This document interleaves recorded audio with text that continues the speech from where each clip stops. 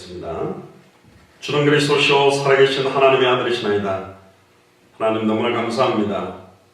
특별히 하나님의 중요한 소원과 계획 가운데 예수 사랑교회를 2019년에 우리가 알지 못하는 크고 은밀한 일을 보게 되는 한 해로 불러주심을 감사를 드립니다. 특별히 이 일 때문에 예레미야를 부르시는 것처럼 나를 부르셨고 또 찾을 한 사람을 저희들에게 붙이시며 알지 못하는 은밀한 일들을 계속 확인케 하시니 감사를 드립니다.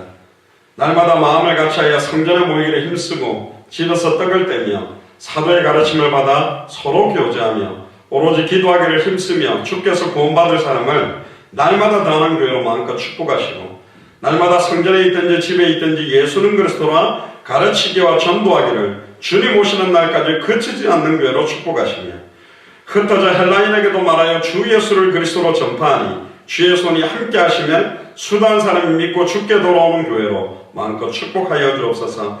이 일 때문에 축복된 만남으로 귀한 분들을 붙여주시니 감사를 드립니다. 한 사람 한 사람이 한 도시를 살리며 한 나라를 살리며 200개 나라와 2000개가 넘는 미존도 부족 국가를 살리는 역사들이 올해 본격적으로 시작될 줄을 믿사오니 오늘 예배를 통하여 오직 예수 그리스도의 이름만이 찬송과 영광과 존귀를 받으시며 우리의 영혼과 생각과 마음과 연약해져 있는 모든 부분에 샘을 얻게 되어지며 성취되어지는 말씀을 확인케 하시고 응답될 수밖에 없는 기도를 찾게 하시며 일어날 수밖에 없는 전도의 방향과 전도의 계획을 확인할 수 있도록 축복하여 주옵소서. 감사를 드리며 승리하신 주 예수 그리스도의 이름으로 기도드리옵나이다. 아멘. 우리 하나님 말씀 같이 보겠습니다. 우리 두 군데를 봅니다. 올해 저희들이 원단 메시지 또 신전 메시지가 예레미야서 중심이기 때문에 예레미야서 중심으로 크고 은밀한 일들을 지금 연결해서 확인하고 있습니다. 예레미야서 23장 1절과 요한복음 10장 12절 이렇게 두 구절을 보겠습니다.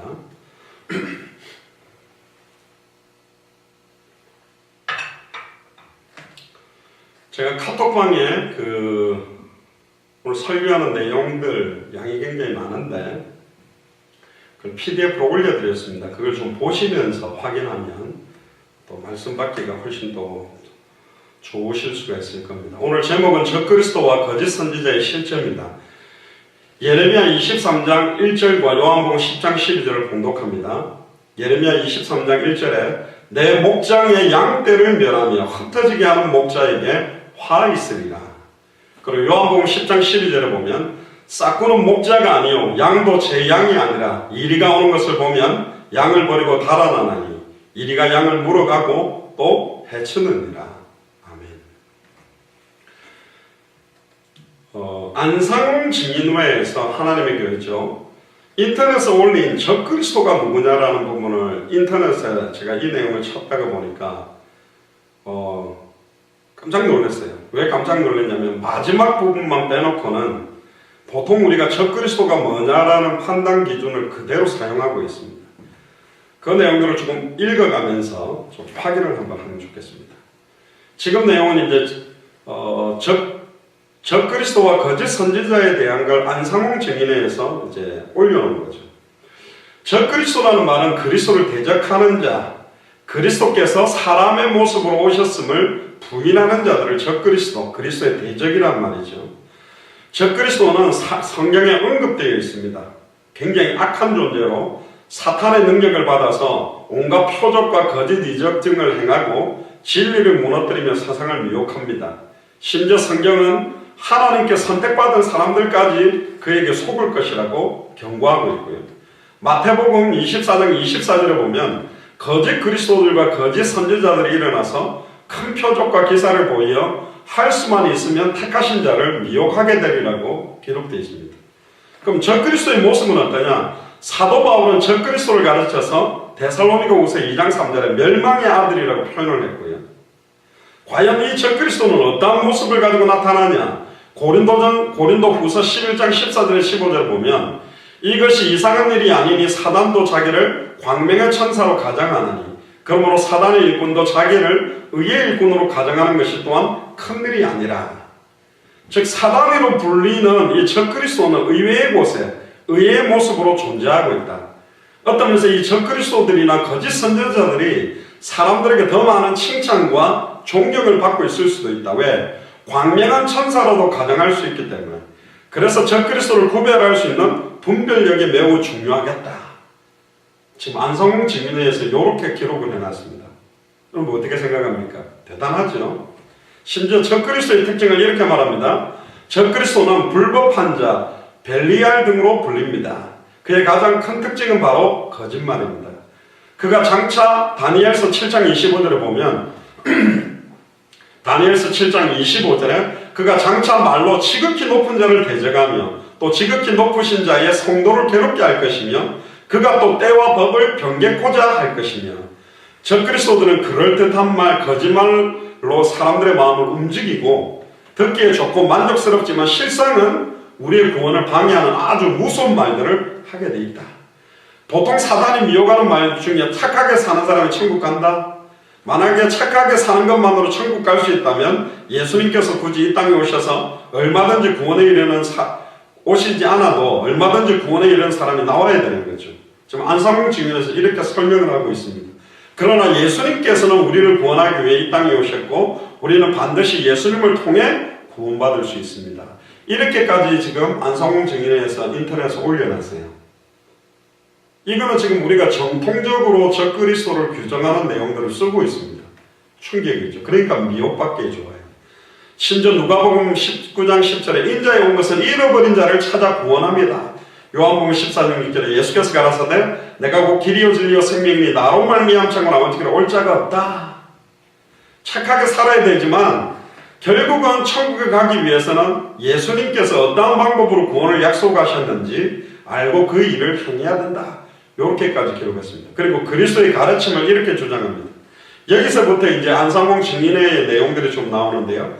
내 살을 먹고 내 피를 마시는 자는 영생을 가졌고 심지어 마태복음 26장 26에서 28절에 보면 유월절을 예배하였더라. 예수께서 떡을 가지사 축복하시고 떼어 제자들에게 주며 가라사대 받아 먹으라. 이것이 내 몸이니라. 너희가 다 이것을 마시라. 이것은 죄사함을 얻게 하려고 많은 사람을 위하여 흘리는 바 나의 피 곧 언약의 피니라. 즉 우리가 성찬예식 때 사용하는 구절을 언급하면서 제가 빨간 글을 실어해 놓은 게 지금 안성홍 증인에서 강조하고 있는 내용입니다. 이 지금 제가 쭉 읽고 있는 모든 내용은 안성홍 증인회에서 인터넷에 올린 겁니다. 적그리스도 거짓 선지자가 얼마나 교묘하게 역사하는지. 근데 지금 빨간 부분은 어떻게 나오는지 한번 보세요. 예수님께서 우리를 구원하시기 위해 이 땅에 오셔서 세워두신 약속. 여기에 지금 본문은 성찬식을 갖다가 이야기해놓고 뭐라고 말하냐면 유월절을 지켰을 때 구원을 얻고 천국 갈 수 있습니다. 이제 유월절을 지켜야 구원받는다 강조하고 있습니다. 이걸 강조함으로 지금 모든 개신교회는 유월절을 지키지 않기 때문에 개신교회를 통해서는 구원받을 수 없다고 주장하려고 하죠. 그럼 거꾸로 유월절을 지키고 있는 모든 유대인은 구원받나요? 자기들보다 더 철저하게 지켜왔는데 그리고 더 철저하게 유월절에 대한 모든 걸 하는데 뭐 가보진 않았는데 안성홍 증인회에서는 아마 양 잡고 피 뿌리고 하는 제사를 그대로 하진 않을 건데요. 유대인들이 더 정확하게 하는데 그 유대인들을 독사의 자식이다, 뱀의 새끼라고 했는데 이 안성홍 증인회에서는 유월절을 지켰을 때 구원 얻고 천국 갈 수 있습니다 라고 주장하면서 지금 모든 개신교회에서 유월절을 지키지 않기 때문에 구원 못 받는다 이런 주장을 하려고 지금 빨간색으로 제가 표시한 겁니다. 공교롭게도 유월절은 325년 니케아 공의에서 폐지되었습니다. 구원의 길이 사라진 것입니다. 재림 예수께서 이 땅에 오셔야만 하는 필연적 이유입니다. 이러면서 이 재림 예수가 누구냐? 나중에 뒤에 나옵니다. 안상홍이라고 증거하고 있어요. 어떻게 생각하세요? 굉장히 교묘하지요. 특히 히브리서 9장 28절에 그리스도도 많은 사람의 죄를 담당하시려고 단번에 들으신 바 되셨고 구원에 이르게 하기 위하여 죄와 상관없이 자기를 바라는 자들에게 두 번째 나타나시니라. 그러면서 맨 마지막 첫 번째 나왔던 적그리스도의 결론은 뭐라고 하느냐? 그 빨간색입니다. 사람의 인정을 내세운 적그리스도의 말에 더 이상 속지 마시고 두 번째 오시리라 하신 예언대로 이 땅에 다시 오셔서 유월절을 알려주신 재림 그리스도 안상홍님을 깨달아 구원의 길을 찾으시고 영원한 천국에 입성하기를 기도드립니다라고 안상홍 증인회가 마지막에, 그래서 이거는 이단인 거예요. 끝이 달라요. 앞에 정통교회가 사용하고 있는 적그리스도의 정의들과 거짓 선지자의 정의를 인용하면서 맨 마지막에는 유월절을 지켜야만 구원받을 수 있고, 이 유월절을 지키는 제도가 폐지된 게 개신교회들이기 때문에 개신 모든 개혁교회들은 다 구원의 길이 없다. 그래서 유월절을 지키고 두 번째 오시려고 말한 유월절을 알려준 재림 그리스도 안상홍을 깨달아 구원의 길을 찾아라. 굉장히 교묘하구나. 앞에 내용만 보면 또 하나님의 교회에서 제일 많이 쓰는 성경 구절이 뭐냐? 갈라디아서 1장 6절 12절입니다. 우리나 하늘에서부터 내려온 천사라도 다른 복음을 전하면 저주를 받을지어다. 그걸 이단 사이비들이 제일 많이 인용하고 있습니다. 미혹하게 되는 거죠. 또 뒤에 보세요. 적그리스도는 거짓 선지자들을 포함한다. 거짓 선지자는 그리스도의 뜻을 올바로 전하지 않는 사람을 가리키는 거죠. 안티크라이스트라고 하는데 거짓 교사, 거짓 사도라고도 일컫는다. 그러니까 거짓 선지자들은 이적과 기사를 통해서 사람의 마음을 혼미하게 하거나 성경에 없는 거짓 교리를 가르친다는 특징이 있습니다. 이들은 결국 하나님께로부터 심판과 영원한 멸망을 받게 될 것입니다. 이렇게 인용한 게 안성홍 증인입니다. 대단하죠. 자기들이 거짓 적그리스도고 거짓 선지자인데 이 구절을 도리어 자기들이 사용하고 있어요. 심지어 마가복음 13장 22절에 거짓 그리스도들과 거짓 선지자들이 일어나서 이적과 기사를 행하여 할 수만 있으면 택하신 백성을 미혹하게 하려 하리라. 이거를 지금 하나님의 교회 안상홍에서 이 구절을 쓰고 있습니다. 굉장히 충격적이죠. 심지어 이런 것까지 기록했습니다. 참 선지자와 거짓 선지자를 구별하는 방법. 선한 목자의 모습을 하고 있는 거짓 선지자. 거짓 선지자들은 겉으로 봐서는 알아보기 어렵습니다. 빛의 천사로 가정하거나 선한 목자의 모습을 하고 있기 때문입니다. 심지어 마태복음 7장 15절 20절에 양의 옷을 입은 일이라고 표현했습니다. 그럼 어떻게 구별할 수 있나요? 적그리스도가 말로 하나님을 대적한다고 기록했습니다. 말 속에 거짓 선지자의 정체를 알아낼 수 있습니다. 다니엘서 7장 25절에 그가 장차 말로 지극히 높은 자를 대적하며 또 지극히 높은 자의 성도를 괴롭게 할 것이며 인용하면서요. 심지어 요한계시록 22장 18절 19절을 안성홍 증인에서 인용합니다. 하나님께서 성경의 기록 외에 무엇을 덧붙이거나 빼면 구원을 받을 수 없다고 말씀하셨습니다. 이러면서 유월절을 빼고 지키기 때문에 일반 개신교회 개혁교회는 구원 못 받습니다. 성경에 있는 대로 안 합니다. 뭐 이런 식으로 이제 나오는 거죠. 그러면 제가 또 빨간색으로 체크해 놓은 게 있습니다. 한 개신교회 목사를 만나가 왜 성경에 없는 크리스마스를 지키느냐? 그랬더니 그 목사가 어떻게 사람이 성경대로 다 하냐? 하면서 합리화시켰다고 합니다. 다시 성경대로 안 해도 된다는 말씀인가요? 물었더니 당황해 하더라. 결국은 교묘한 말장난하는 적그리스도들이 개신교회다. 그러면서 이제 이 사람들이 크리스마스는 원래 태양신에게 뭐 경배하는 날이다. 이래서 이게 변질되고 날짜도 정확하지 않는데 지킨다. 그래서 크리스마스를 다 지키고 있는 개신교회들은 이제 완전히 적그리스도 거짓 선지자들이다. 이렇게 주장하는 겁니다. 심지어 파란 색깔 보세요. 성경은 우리의 구원을 위해 기록된 가장 확실한 매뉴얼입니다. 목사의 말보다 성경을 더 신뢰해야 하는 이유입니다. 성경은 로마의 황제 콘스탄티누스가 만든 크리스마스 등의 사람의 계명 대신 하나님의 계명을 지켜야만 구원받는다고 되어 있습니다. 그러면서 이제 요한일서 5장 3절을 인용합니다. 하나님을 사랑하는 것은 이것이니 우리가 그의 계명을 지키는 것이라. 그의 계명들은 무거운 것이 아니로다. 그러면서 빨간색에 하나님을 사랑하는 자는 새 언약, 유월절, 안식일 등 하나님의 계명을 지킬 것입니다. 천국에 가려면 하나님의 계명을 지키고 있는 교회를 찾아야 됩니다. 바로 그곳에 참선지자가 있습니다. 뒤에는 안 써놨습니다. 그 참선지자가 있는 교회가 하나님의 교회요. 그 참선지자가 안상홍 증인, 안상홍입니다. 이렇게 나오는 거예요. 그럼 여기서 말하는 계명이 뭘까요? 한번 성경을 찾아볼까요? 요한일서 3장 23절 한번 펴보세요. 이들이 말하는 계명은 유월절 안식일이라고 착각하고 있는데 틀렸습니다. 성경이 말하는 요한일서라면 요한일서를 갖고 찾아야 되죠. 그 계명이 요한일서 3장 23절에 보면 여기는 제가 안 올려놨습니다만 그의 계명은 이것이니 곧 그 아들 예수 그리스도의 이름을 믿고 그가 우리에게 주신 계명대로 서로 사랑할 것이다.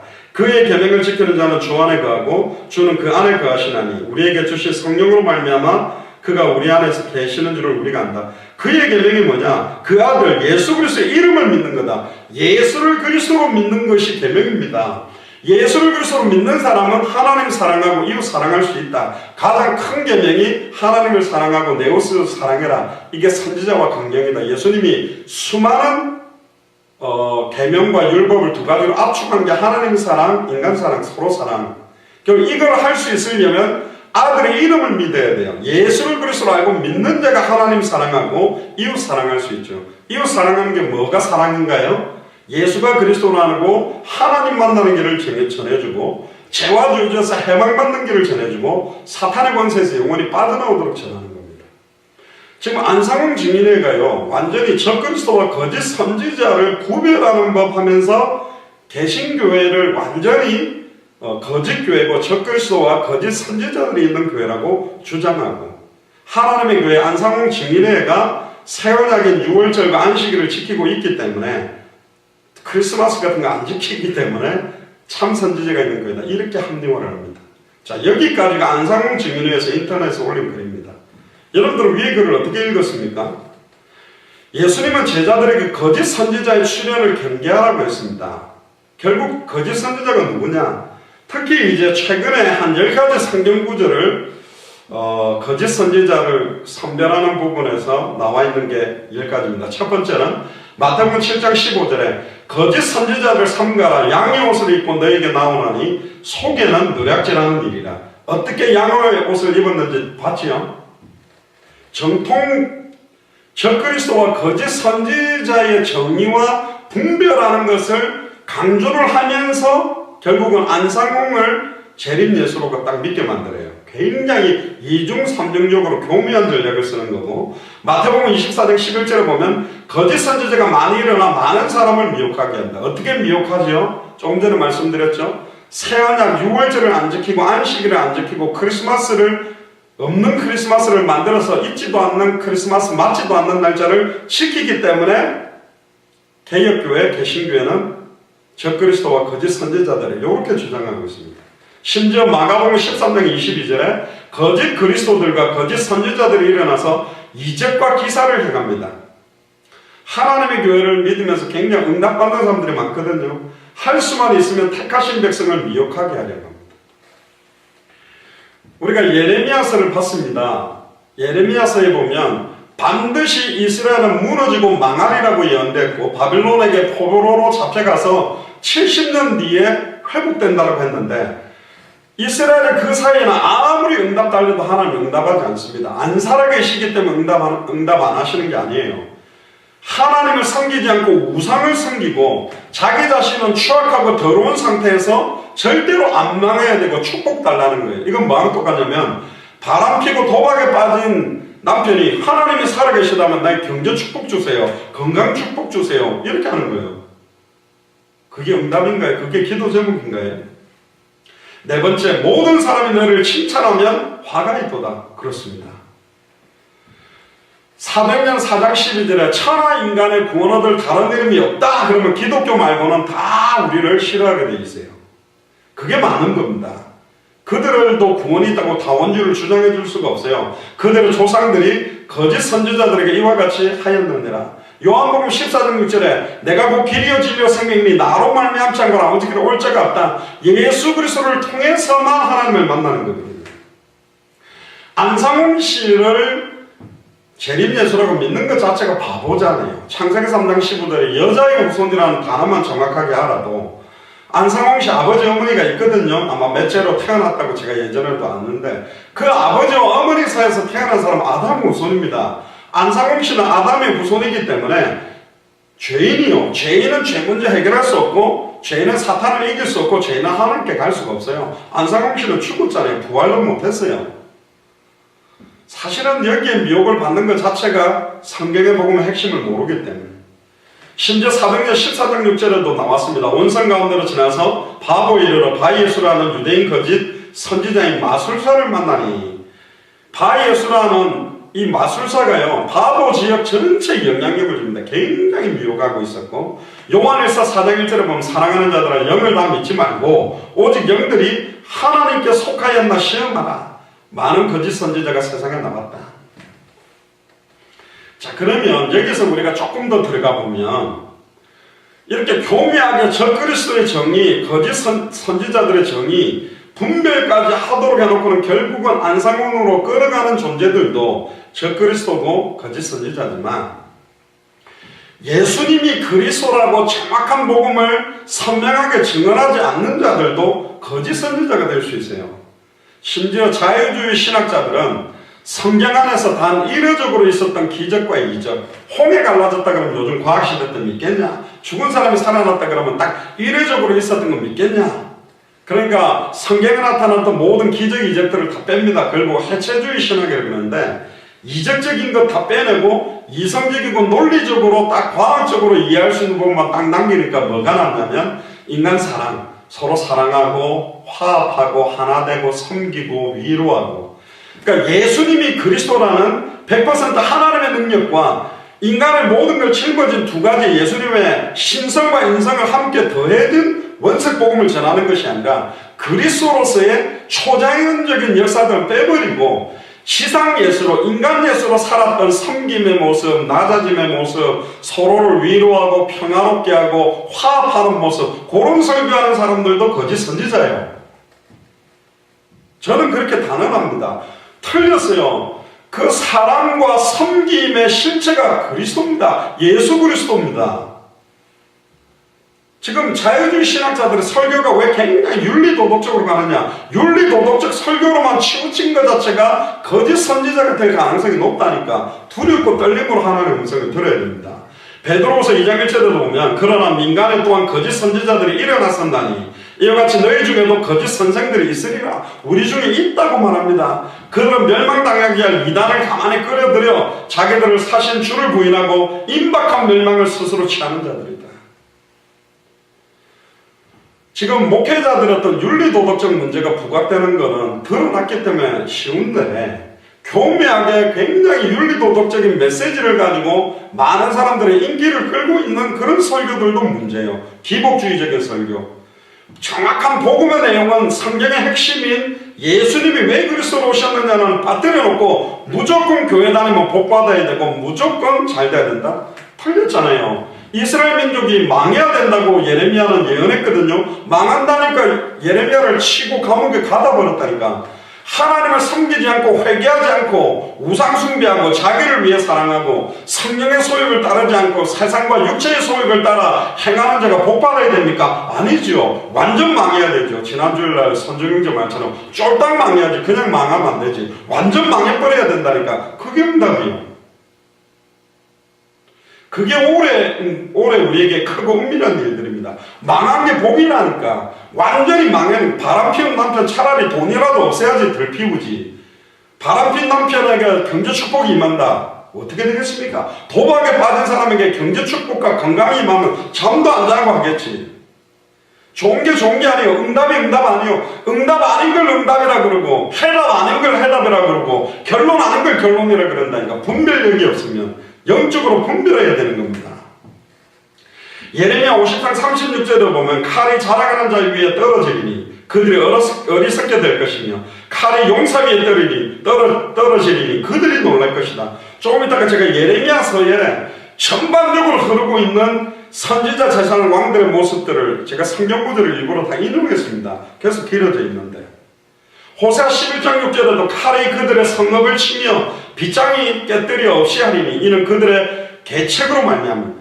때때로는 하나님의 말씀이 때리는 채찍처럼 아플 때가 있어요. 내가 하나님의 뜻과 계획을 향해 달려가지 않고 완전 세상을 향해 달려갔는데 늘 그 말씀이 나에게 위로가 됩니까? 기쁨이 됩니까?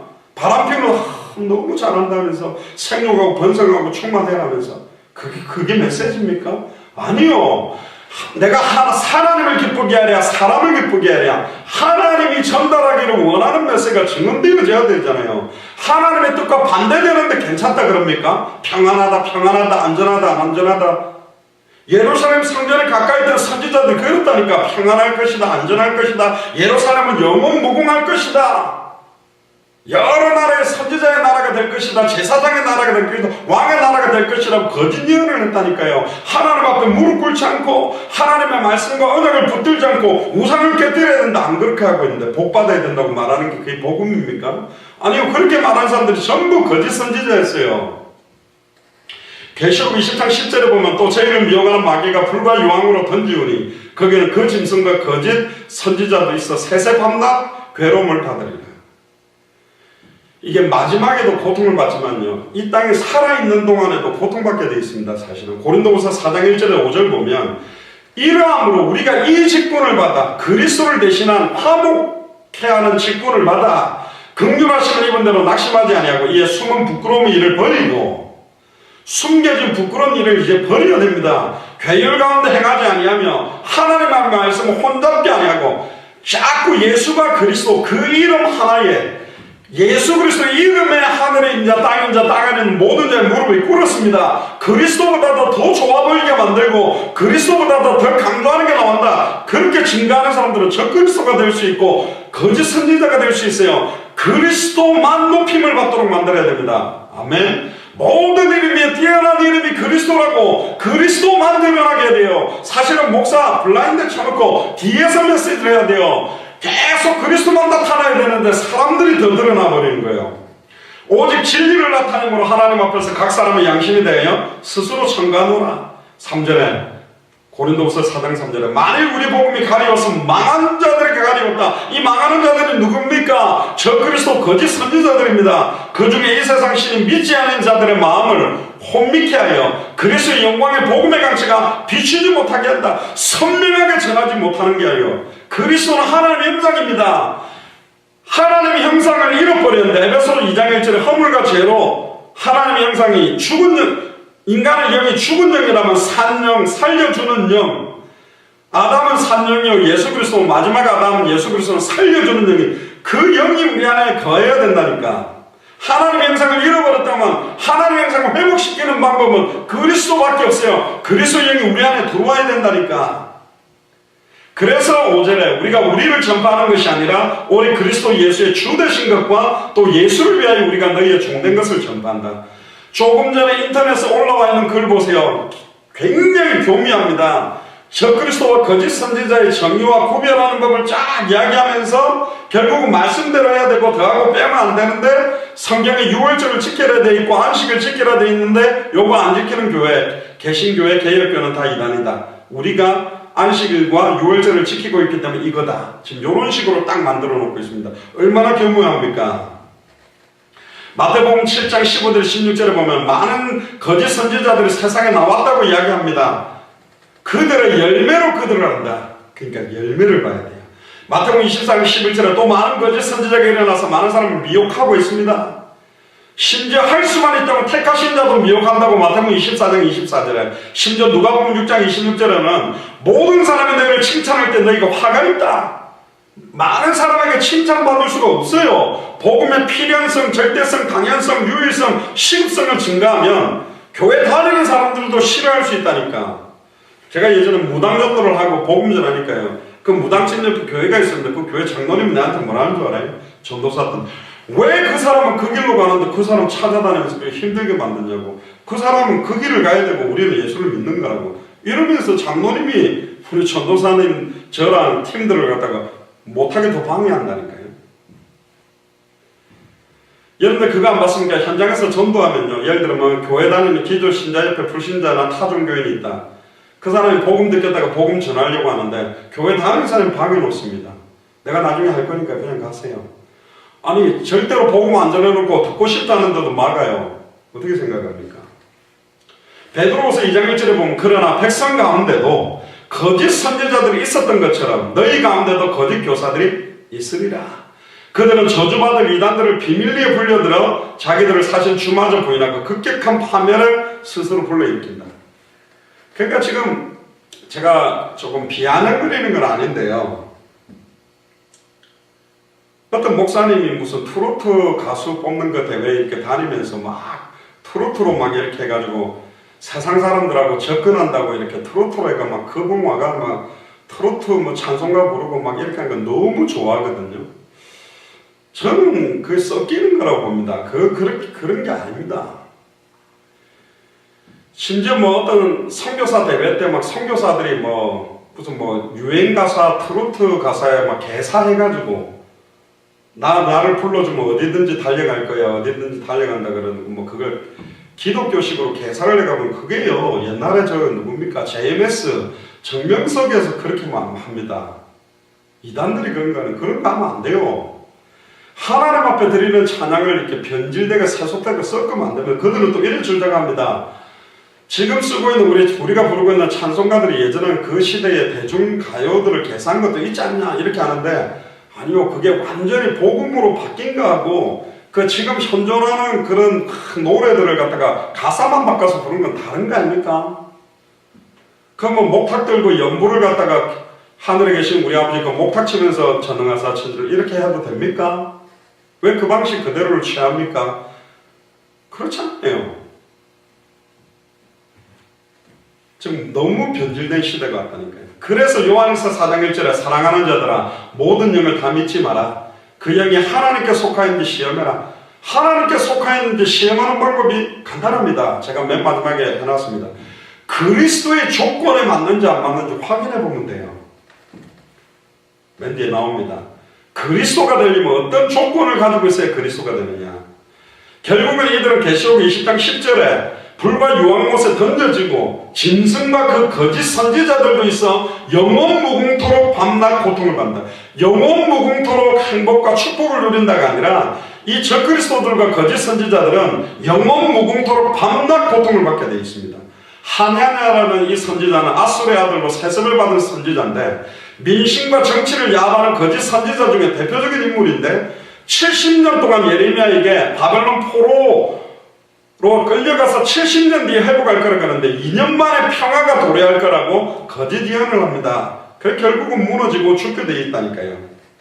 자, 그러면 이 거짓 선지자들을 우리는 어떻게 분별했느냐? 진짜를 알면 가짜를 분별할 수 있죠.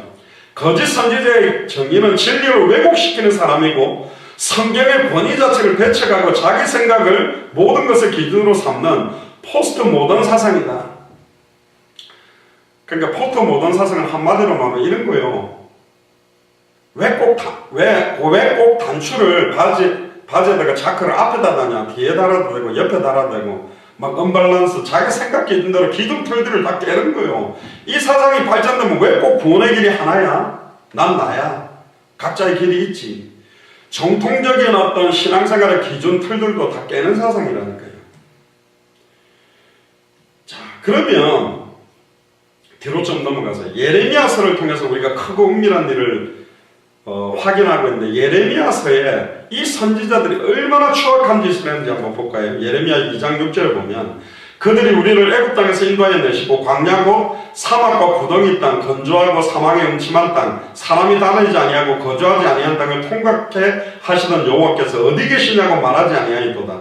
내가 너희를 인도하여 기름진 땅에 들여 그 가실과 아름다운 것을 먹게 하였거늘 너희가 이리로 들어와서는 내 땅을 더럽히고 내 기업을 가정히 만들었다. 예루살렘 북이스라엘 남유다가 완전히 둘 다 망하게 된 이유는 뭐냐? 가나안 땅 들어와서 내 땅을 더럽힌 거예요. 내 기업을 가정히 만들어버린 거예요. 오직 여호와 하나님을 찬양하고 그분만 섬기는 것이 아니라 완전히 우상숭배와 세상캐롯에 빠진 겁니다. 특히 예레미야 2장 8절에 제사장들은 여호와께서 어디 계시냐 하지 아니하며 예레미야 당시에 제사장들이 여호와께서 어디 계시냐? 법 잡은 자들은 나를 알지 못하며 왕들과 정치인들이 하나님을 알지 못하고 관리들도 나를 항거하며 선지자들은 바알의 이름으로 예언하고 무익한 것을 쫓아냅니다. 망할만 하지요? 망해야지요. 제사장이 여호와가 어디 있느냐 이런 소리하고 법 잡은 자들 왕과 정치 판사 변호사들이 뭐라고 합니까? 나를 알지 못한다. 어쩌면 지금 시대 같아요. 아예 막 수많은 정치인, 경제인들, 판사들 막 너무너무 세속되고 목회자들 다 무너지는 시대가 왔다. 똑같지요. 예레미야 시대나 지금 똑같다니까. 목사들도 완전히 음란타락에 다 빠져버렸고, 아예 정치인들도 완전히 입에 발린 대로 거짓말하고 자기 정당 유익을 위해서 모든 거 하고, 아예 판사들도 보세요. 완전히 검사들, 변호사들 얼마나 그 이익 따라서 기준 따라 다 틀어졌습니까? 예레미야 2장 8절에 성취하니까 망해야 된단 말이에요. 완전히 깨뜨려지고 무너져야 내 사람인 내 모습이 다 죽어야 새로운 피조물이 될 거 아닙니까? 완전히 망해야 새 것이 될 거 아닙니까? 망하시기를 주의로 축복합니다. 할렐루야. 망해야 돼요. 다 무너져야 돼요. 갈라디아서 2장 20절에 내가 그리스도께 십자가에 못 박혔나니 다 못 박혀야 된다니까. 다 죽어야만 내 안에 그리스도가 사는 거요. 그래야 내가 새로운 피조물의 삶을 살 수 있는 거지. 예레미야 5장 13절에 보면 선지자들은 바람이라 말씀이 그들 속에 있지 아니한즉 그같이 그들이 당하리라. 선지자인데 말씀이 그들 속에 있지 않대. 그러므로 만군의 하나님 여호와가 이같이 말하노라. 그들이 이 말을 하였은즉 볼지어다 내가 네 입에 있는 나의 말로 불이 되게 하고 이 백성으로 나무가 되게 하려니 그 불이 그를 사르리라. 너무 두려운 말이죠. 예레미야에게는 내 말을 네 입에 두었다. 내가 너를 누구에게 부르는지 가며 무엇을 명령하든지 그대로 말하라 그랬는데 뭐라고 이야기합니까? 거짓 선지자들에게는 입에 있는 나의 말로 불이 되게, 네 입에서 나오는 게 불이 돼서 불이 나가서 네 말을 듣는 백성들은 나무기 때문에 다 태워버리게 될 것이다. 다 망하게 만들어버릴 겁니다. 선지자들의 입술에서 예수가 그리스도는 정확하고 선명하고 원색적이고 순수한 복음 말하지 않으면 다 죽이는 거예요. 수십만 명 모아놓은 교회뿐만 아니라 작은 교회든 큰 교회든 이단 사이도 완전히 무너지겠죠. 마지막 때에 이게 크고 은밀한 일들입니다. 너무너무 안타깝죠. 지금 대형교회가 왜 저렇게 손가락질 당하고 욕을 다 먹습니까? 예레미야 5장 31절에 선지자들은 거짓을 예언하며 제사장들은 자기 권력으로 다스리며 내 백성은 그것을 좋게 여기니 그 결국에는 너희가 어찌하려냐. 어찌하기는 다 망하여야 될 이유잖아요. 선지자들이 거짓 예언을 한데 정확한 복음을 말하지 않는데 제사장들은 자기 권력으로 다스린대요. 근데 또 그걸 백성들이 좋아해. 그러니까 이스라엘 민족은 안 망한다는 말이 좋지. 망한다는 말이 좋습니까? 그렇지. 우리는 안 망해야지. 할렐루야. 날마다 들어와도 복을 받고 나가도 복을 받고 엎어져도 복을 받고 뒤로 자빠져도 복 받게 하면서 그러면 좋아하지. 그렇게 살면 망한다. 하나님 앞에 회개해라. 무릎 꿇고 완전히 두 손 들고 주와 복음을 위해 살아야 된다. 그렇게 말하는 거 좋아합니까? 안 좋아하게 돼 있는 거예요. 똑같잖아요. 예레미야 6장 13절에 충격적인 겁니다. 이는 그들이 가장 작은 자로부터 큰 자까지 다 탐남하며 완전 동성애, 선지자로부터 제사장까지 다 거짓을 행하고 있는 시대가 예레미야 시대였습니다. 그래서 하나님은 우리를 부르신 거예요. 예레미야 한 사람을 불렀다니까. 저런 완전히 추악하고 변질되고 저런 세상에 누구에게 가든지 가고 무엇을 전하든지 그대로 할 수 있냐? 예, 70년 뒤에 완전히 이스라엘이 망하고 회복돼서 돌아올 거다. 그러니까 막 이 예레미야를 죽이려고 감옥에 쳐넣은 겁니다. 여러분들 시드기야 왕, 마지막 시드기야 왕이 눈이 뽑혔을 때 그들은 하나님이 살아있다고 믿었을까요? 안 믿었을 겁니다. 어떻게 하나님이여 망할 수 없는 제사장의 나라, 세계 열방 앞에 선지자의 나라에 이 나라가 이렇게 망합니까? 하나님이 살아있습니까? 왜 이렇게 응답 안 합니까? 라고 하나님께 손가락질을 했을 겁니다. 근데 틀린 거예요. 근본을 모르는 거예요. 자기들이 얼마나 우상숭배를 하고 하나님의 말씀을 버리고 자기 손과 뜻대로 살아와놓고 자기가 지금까지 살아온 동안에 선택한 결정 때문에 지금 고통받는데 하나님 나는 왜 이렇게 고통받는데 응답 안 하십니까? 이럽니다. 여러분들이 다 선택해온 거잖아요. 우리가 결정한 것 때문에 우리가 고통받는 거예요. 내가 결정해놓고 고통받으면서 하나님 왜 나에게 역사하는 이렇게 돼야 되는 게 맞습니까? 예레미야 7장 25절을 보면 너희 열주가 애굽 땅에서 나온 날로부터 오늘까지 내가 내 종 선지자들을 너희에게 보내었으되 부지런히 보내었으나 진짜로 정확한 복음을 전할 수많은 선지자를 보내었으나 26절에 너희가 나를 청종치 아니하며 귀를 기울이지 아니하고 목을 곧게 하여 너희 열주보다 악을 더행했다. 그러니까 망해야 된다니까. 여러분들 막 그 미성년자들 막 성폭행하고 조각내가 죽이고 이러면서 막 빳빳하게 나는 죄 없다. 걔랑 나라는 사랑했기 때문에 그런 거다. 그렇게 나오면 어떻게 해야 됩니까? 가만 놔두면 됩니까? 지금 이스라엘에서 이런 거예요. 자기가 얼마나 추악하고 더러운지 몰라. 자기 자신의 주인이 자기가 돼 있고 하나님의 말씀을 경홀히 여기고 하나님의 언약 다 버리고 메시아 언약 바라보지도 않고 가나안 땅에 우리를 보낸 이유와 의미는 다 잃어버리고 내 행복을 위해 나에게 복 준다면 우상숭배까지 자행하고 말씀 다 버리고 음란타락에 빠진 게 그 당시 예레미야 시대의 이스라엘 모습이었다니까요. 그러니까 예레미야 8장 1절에 보세요. 더 무서운 말이 못 나옵니다. 나 여호와가 말하노라. 그때 사람들이 유다 왕들의 뼈와 그 방백들의 뼈와 제사장들의 뼈와 선지자들의 뼈와 예루살렘 거민의 뼈를 그 묘실에서 끌어내서 묻어놨던 선지자 제사장 왕들의 뼈를 다 끄집어내라는 거예요. 하나님 이렇게 말합니다. 그들의 사랑하며 섬기며 순종하며 구하며 경배하는 해와 달과 하늘의 무별 아래 쬐리니 그 뼈가 거두이거나 묻히지 못하며 지면에 분토가 될 것이며 이 악한 족속에 남아있는 자 무릇 내게 쫓겨나서 각처에 남아있는 자가 사는 것보다 죽는 것을 원하리라. 만군의 여호와의 말이요. 만군의 여호와는 왜 이렇게 두렵게 이렇게 합니까? 자기 백성을 그렇게 진노하는 하나님, 무서운 하나님을 그러는데 저희 애들도 제가 때리면 한번 때리면 되게 세게 때리거든요. 발바닥을 때렸는데 엄청 무서워요. 제가 집합하면 지금도 덜덜 떱니다. 저는 한번 때리면 막 발바닥에 약간 퉁퉁 부어올라가고 걷지도 못하게 막 이렇게 다 부러지게 저는 때리는데 애들은 이제 상처가 된 것 같아요. 아빠는 우리를 많이 팼다면서. 근데 저는 무조건 안 패요. 얘네들이 거짓말을 하거나 형제들끼리 싸우거나 몇 번을 그렇게 하면 안 된다 했는데도 계속 그러대면 그럼 드디어 집합합니다. 근데요, 나는 별로 잘못 안 했는데 왜 아빠는 맨날 안 된다니까. 지금까지 손꼽아보면 5번도 안 돼요. 근데 자기가 한 번에 그게 너무 상처가 되니까 아빠는 미워. 나를 팼던 아빠야. 특전사 나왔다더니 힘도 더럽게 세고 엄청 아프게 때리고 앉아있네. 이렇게 보겠지.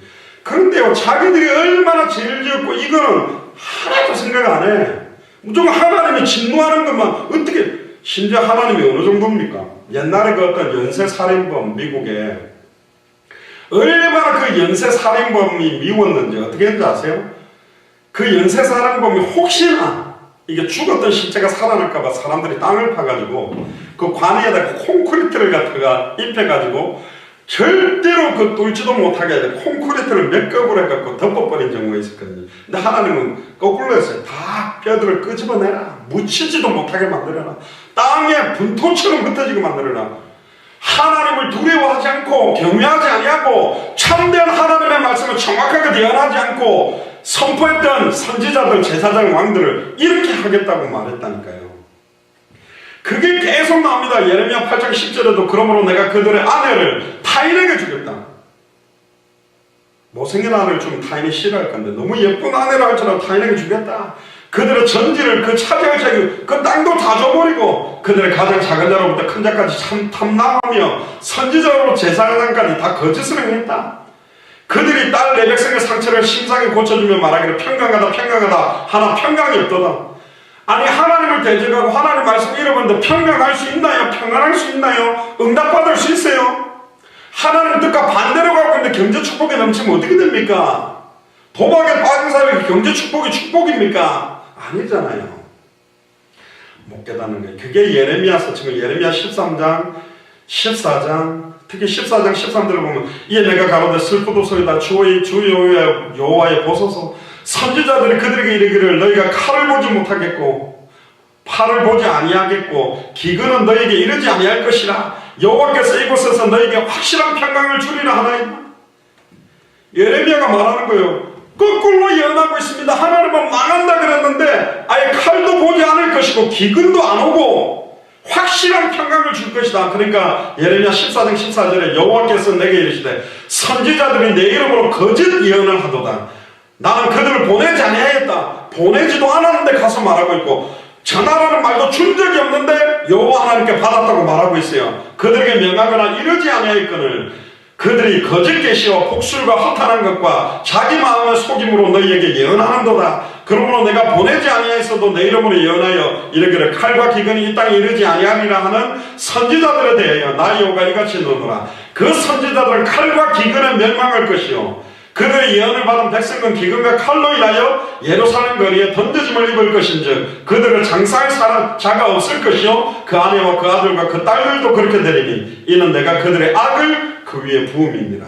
너는 이 말로 그들에게 이르라. 내 눈이 밤낮으로 끊지 아니하고 눈물을 흘리니. 하나님이 밤낮으로 눈물을 흘린답니다. 너무 안타까워가지고 이는 처녀딸 내 백성이 큰 파멸과 중한 창상을 인하여 망함이라. 망할 수밖에 없는 짓을 하는 거예요. 하나님이 망하게 만든 게 아니라 망할 수밖에 없는 구더기로 들어가고 있다니까. 내가 들에 나간 즉 칼에 죽은 자여 내가 성에 들어간 즉 기근으로 병든 자며 선지자나 제사장이나 다 땅에 두루다니며 어찌할 바를 알지 못하는도다.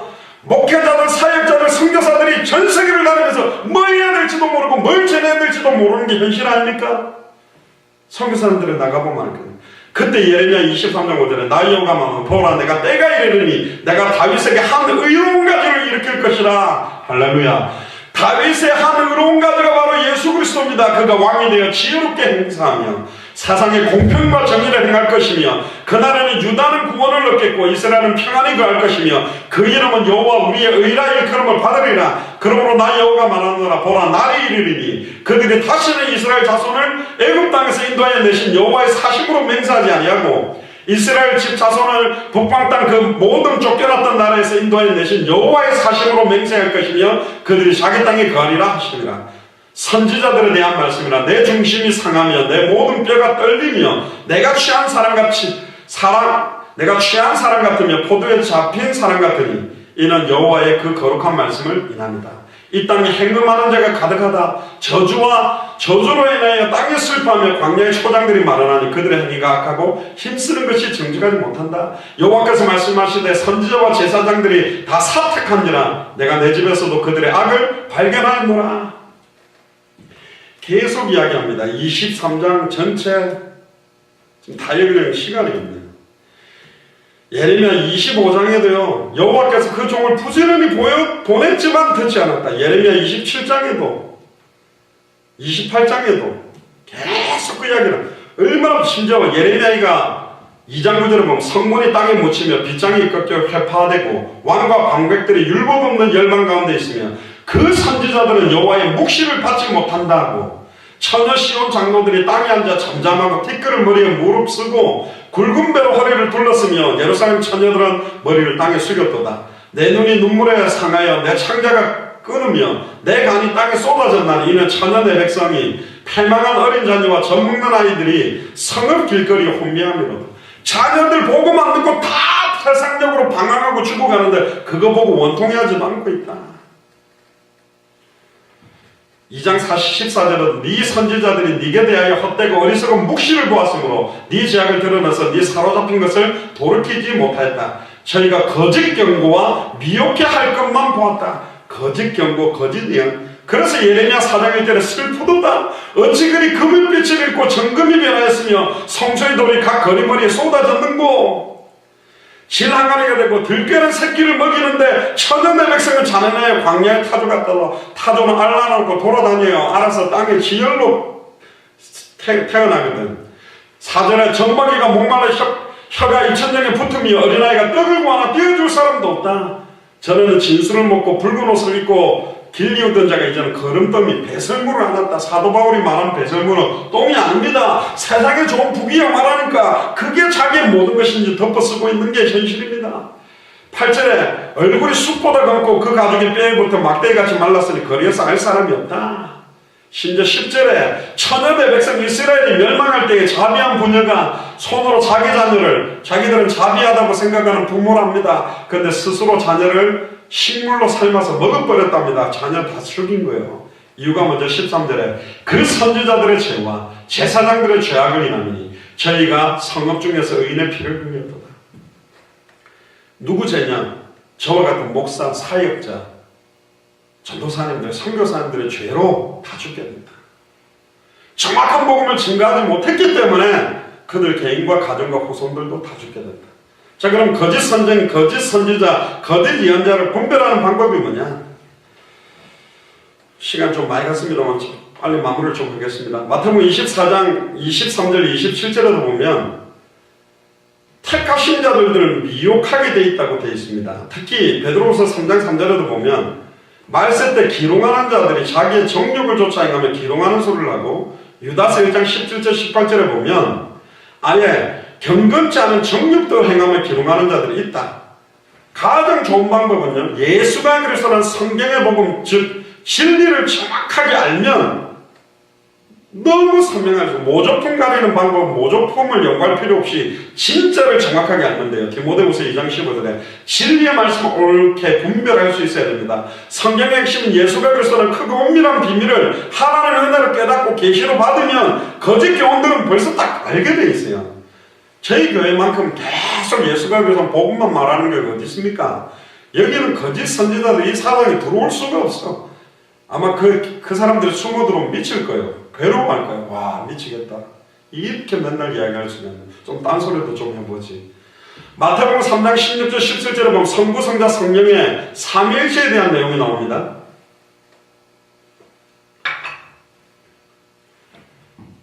안성홍 증인에는 삼위일체는 부인을 안 해요. 여호와 있고 성령 있고 그 예수 그리스도 있고 자기가 마지막 보혜사 재림 예수라 이런 식으로 말하는데, 마태복음 3장 16절에 보면요, 예수께서 세례를 받으시고 물이 올라오실 때 보세요. 예수님 나왔죠. 하나님의 성령이 비둘기같이 내렸죠. 하늘로서 소리가 있습니다. 누구의 소리죠? 성부 하나님, 이는 내 사랑하는 아들이요 내 기뻐하는 자다. 성부, 성자, 성령이 동시에 나온 성경 구절이 이 두 구절입니다.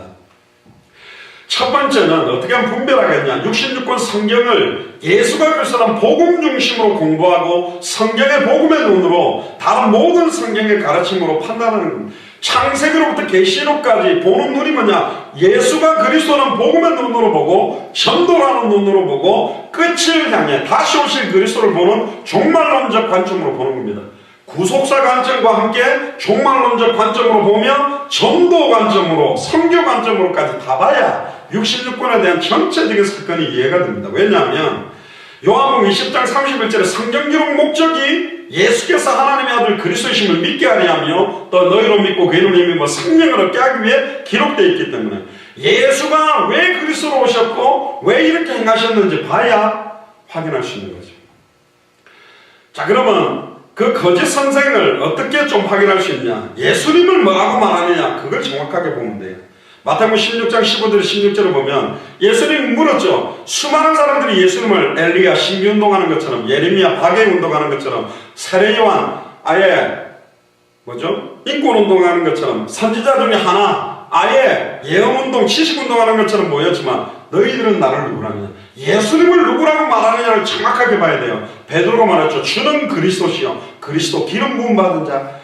히브리어로는 메시아, 헬라어는 그리스도 기름 부음 받은 자. 구약에 아까 말했던 수많은 선지자 제사장 왕들이 다 거짓 예언하고 자기 뜻대로 다스리는 이유. 그래서 누가 와야 된다? 참 선지자가 와야 자기 몸을 찢으사 단번에 우리 하나님 만나는 길을 열고, 참제사장이 와야 짐승의 피가 아니라 자기의 피로 과거 현재 미래 모든 죄와 저주를 해방시키고, 참왕이 와야만 사탄과 사망 것을 깨뜨리고 승리하게 된다. 참선지자, 참제사장, 참왕 이 세 직분을 동시에 이루는 분이 메시아 그리스도인데, 그럼 누가 메시아 그리스도가 될 수 있냐? 창세기 3장 15절에 아담에게 예언했어요. 여자의 우선, 남자와 여자의 씨가 만난 사람은 아담의 우선이기 때문에 100% 아담의 우선은 모두 다 죄인이고 의인은 하나도 없나니 하나도 없어요. 다 죄인이야. 그럼 죄인은 죄 문제 해결할 수 없고, 죄인은 사탄을 이길 수 없고, 죄인은 하나님께 갈 수가 없다. 하나님과 단절되게 만들었던 사탄을 깨뜨리는 참된 왕, 죄와 저주를 단번에 영원히 자기 뜻을 해방시키는 참제사장, 하나님과 단절된 그 상태를 하나님 만나서 임마누엘하게 만드는 참선지자, 이 세 가지를 깨뜨리는 분, 여자의 우선, 동정녀 마리아 몸에 남자의 씨가 아니라 성령으로 잉태된 분만 여자의 우선이요. 그 한 분만 천하의 고난을 다른 이름 없다. 사도행전 4장 12절에 그분만 메시아 그리스도가 될 수 있다니까. 안성홍 씨는 아담의 우선이요. 이만희 무슨 소크라테스 부처 공자 마음에 전부 아담의 우선이니까 다 죽었어요.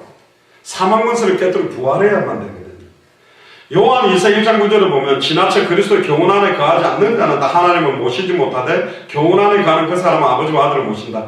결국은 그리스도 안에 있느냐, 예수 그리스도를 누구라고 말하느냐. 요한 1서 2장 22절을 보면 거짓말하는 자가 누구냐? 예수께서 그리스도심을 부인하는 자가 아니냐. 아버지와 아들을 부인하는 그가 누구다? 적그리스도다. 예수님을 그리스도 즉 하나님이라고 믿지 않는 여호와는 그래서 적그리스도입니다.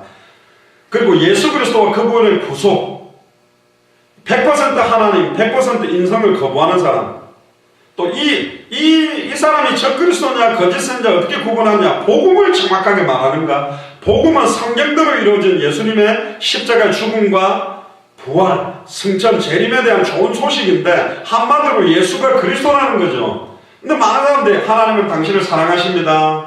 하나님은 우리가 굶주린 자를 먹이기를 원하십니다. 하나님께서는 당신이 부자가 되기를 원하십니다. 이런 듣기 좋은 말은 정확한 원색 복음을 전해주는 게 아니라 사랑하는 건 맞는데 하나님의 사랑을 받기 전에 인간이 어떤 존재며 어떤 상태에 놓이고 얼마나 죄인인지를 인정하게 만들고 이 죄 문제를 해결하는 것은 하나님의 사랑의 실체인 예수 그리스도밖에 없으므로 예수 그리스도 앞에 철저하게 나의 죄인임을 인정하고 이분을 받아들일 때 영접하고 하나님 자녀가 되는 거예요.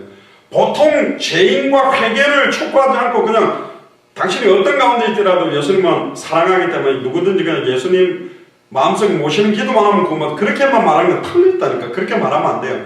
얼마나 내가 하나님 앞에 죄인이며 얼마나 추악하고 더러운 죄인이며 하나님이 직접 사람의 몸을 입고 이 땅에 오셔야만 우리의 구원을 해결할 정도로 나의 추악함과 더러움을 인정하고 그리스도 아니면 나는 살아갈 수 없는 존재임을 인정하고 주인으로 모시도록 만들어야 된다. 아무리 심지어 유명한 설교자라고 할지라도 우리 정말 예수가 그리스도는 원색의 복음 내용 말고 다른 거 증거한다. 갈라디아서 1장 9절에 너희가 받은 것 외에 다른 복음을 전하면 저주받는다고 되어 있습니다. 그러면 갈라디아서 1장 9절에 말하는 사도 바울이 받았고 전한 복음이 뭡니까? 사도행전 9장 20절에 22절에 보니까 부활하신 주님을 예수님을 그리스도로 만나자마자 즉시로 각 회당에서 예수의 하나님 아들이심을 전파하니 듣는 사람이 다 놀라며 이 사람이 예루살렘에서 이 이름을 부르는 사람을 잔해하던 자가 아니냐. 여기 온 것도 죄를 결박하여 대제사장에게 끌고 가고자 함이 아니냐. 이때 22절에 사울은 힘을 얻어 예수를 그리스도라고 증명하여 다메섹에 사는 유대인을 굴복시켰다. 바울이 받은 복음이 뭐냐? 예수님이 그리스도라고 받았고요.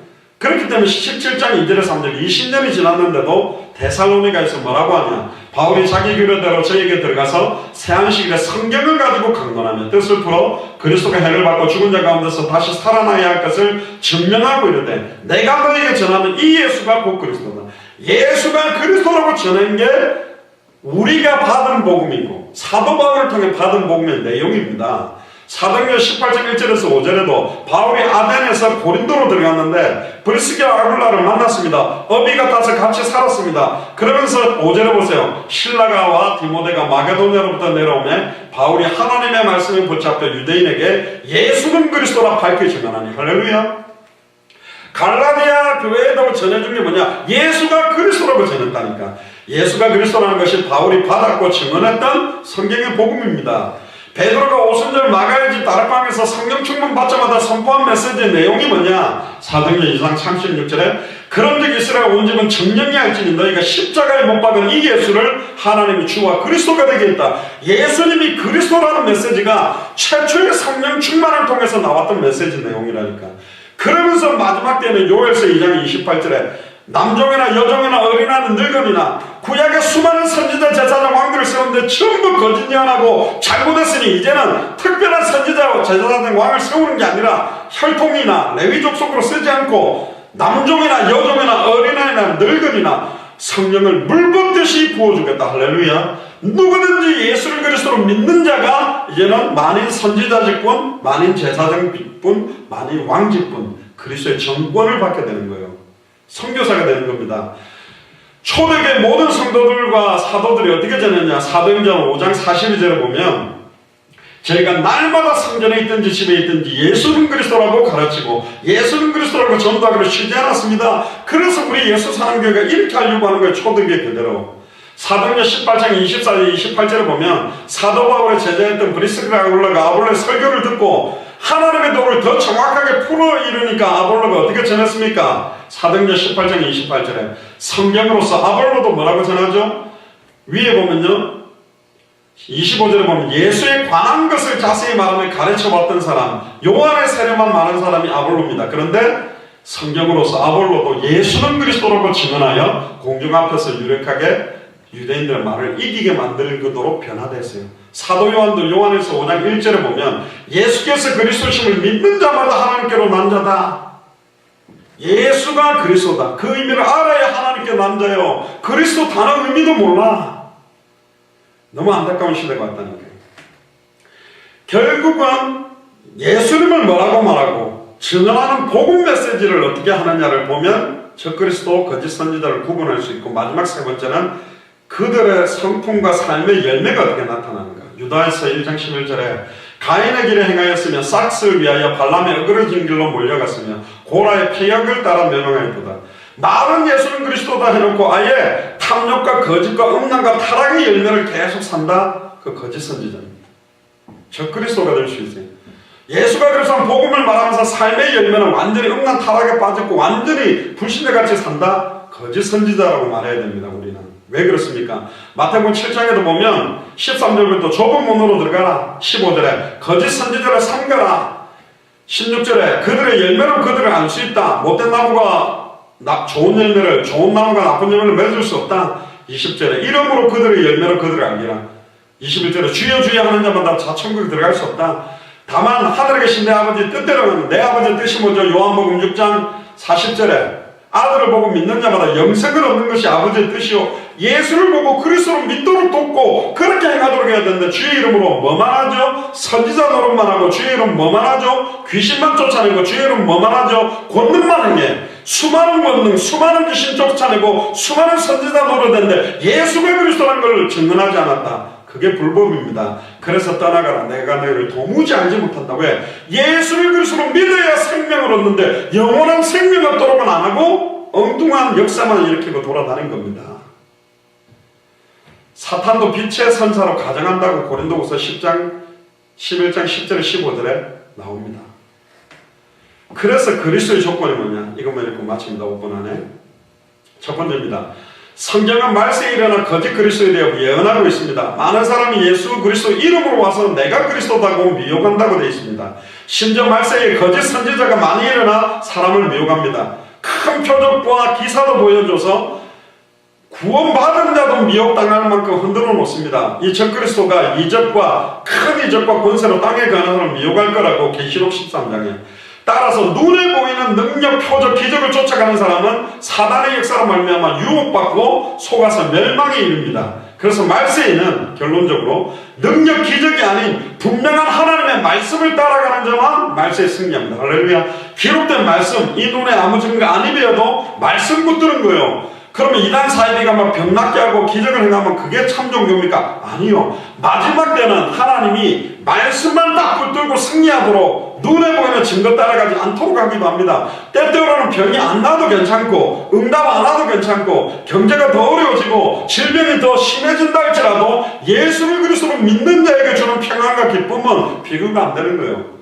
만약에 안상홍 증인회를 갔는데 암이 나왔다. 그럼 안상홍 증인회가 참정교고 기독교는 안 낫게 되는 거짜입니까? 아니요. 병 낫고 안 낫고 그 관계가 없어요. 예수를 그리스도로 알고 믿고 영접하고 순종하는 자는 질병이 감사의 제목이 되고 간증이 된다니까. 그것 때문에 평안을 잃어버리지 않아요. 두 번째입니다. 구약 성경은 오실 메시아 그리스도에 대해서 분명히 예언했습니다. 누가 그 진짜 그리스도냐? 구약에 예언된 300가지가 넘는 예언이 기록되어 있는데 아브라함과 다윗의 자손으로 와야 돼요. 엄격히 말하면 메시아가 되려면 한국 사람은 아닙니다. 유대인이 혈통으로 와야 돼요. 그리고 베들레헴에 태어나야 돼. 은삼식계 성경대로 스가랴 선지자 예언대로 팔려야 되고 이사야 예언대로 부자의 무덤에 들어가고 채찍 맞아야 된다니까. 이사야 7장 14절에 처녀가 잉태해서 아들을 낳아야 되고, 그 중에 누구도 흉내낼 수 없는 결정적인 그리스도의 조건 세 가지가 뭐냐? 적그리스도를 구별할 수 있는 것, 동정녀 탄생. 인간의 죄 문제를 해결하기 위해서는 죄 없는 몸으로 와야 되기 때문에 아담 우선이 아니라 여자 우선으로 와야 되고, 두 번째, 나무에 달려 죽어야 돼요. 죄 없지만, 죄 없는 의인이지만 인류의 모든 죄를 감당하기 위해 나무에 달려 인류의 저주를 받고 죽어야만 됩니다. 정령 죽어야 돼요. 그리고 3일 만에 의인이라는 증거로 부활해야 돼요. 이 세 가지가 그리스도 조건 핵입니다. 동정녀 탄생, 인류의 죄를 짊어지고 죽고 3일 만에 부활. 이게 창세기 3장 15절에 부활했다는 말이 사망권세를 깨뜨리고 사탄의 뱀의 머리를 박살냈다는 말이요. 발꿈치가 상하게 된다는 말은 나무에 달려 죽는다는 거예요. 동정녀 탄생이 바로 뭐죠? 여자의 후손이라는 겁니다. 그래서 그리스도에 관한 모든 예언을 다 이루고 성취시킨 자만이 그리스도가 될 수 있어요.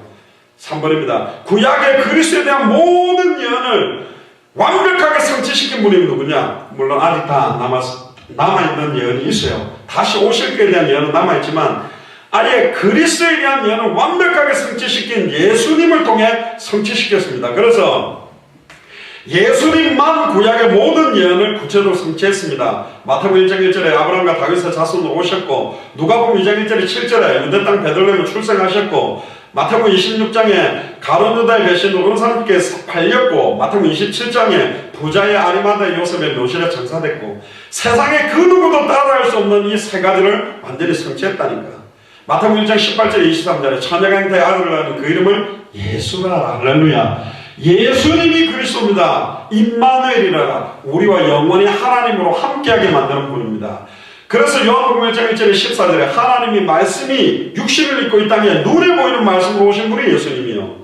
죄를 알지도 못하는 의인이지만 예언대로 우리의 죄를 2000년 전에 다 짊어지고 정령 죽었다가 부활했습니다. 3일 만에. 이 모든 말씀을 성취하고 이루신 예수님만이 그리스도입니다. 할렐루야. 요한복음 19장 30절에 다 이루었다고 선언했다니까요. 결론입니다. 예수가 그리스도는 성경의 복음과 진리 속에 감춰진 은혜를 지속적으로 깨닫고 누리는 자만이 마지막 때에 크고 은밀한 일을 막는 적그리스도와 거짓 선지자들을 분별하고 깨뜨리고 승리하게 되게 있습니다. 복음 속으로 들어가야 됩니다. 진짜 하나님의 말씀을 예수가 그리스도는 성경의 복음으로 보고요, 성경의 전도로 보고 성경의 끝으로 보면 구속사 관점과 전도의 관점과 종말론적 관점으로 다 봐야 됩니다. 그러면 이 성경이 완전히 하나님의 언약이고 지금도 성취되고 살아 역사하는 그런 능력의 말씀이 될 줄로 믿습니다. 기도하겠습니다. 지금은 우리 주 예수 그리스도의 은혜와 하나님의 크신 살아가심과 성령님의 내준의 역사 교통 충만하시니 크고 은밀한 일 적그리스도와 거짓 선지자의 실체를 규명하며 예수님만 참 선지자요, 예수님만 참 제사장이요, 예수님만 참 왕으로 메시아 그리스도의 언약으로 2000년 전 십자가 부활로 모든 일을 끝내시고 지금 우리 안에 성령으로 함께 계시며 이제는 예수가 그리스도는 이 성경의 복음이 200개 나라와 2000개가 넘는 미존도 부족 국가마다 증언되어지는데 우리의 남은 생을 되리기로 결단하는 우리 예수 사랑교회 마라나타 미션을 설치인 또 스리랑카의 마라나타 교회, 일본 동경의 도표적 소망교회, 함께 동역하고 있는 모든 선교사님들과 나라와 그 교회와 현장 위에 지금으로부터 영원토록 항상 함께 계실지어다. 아멘.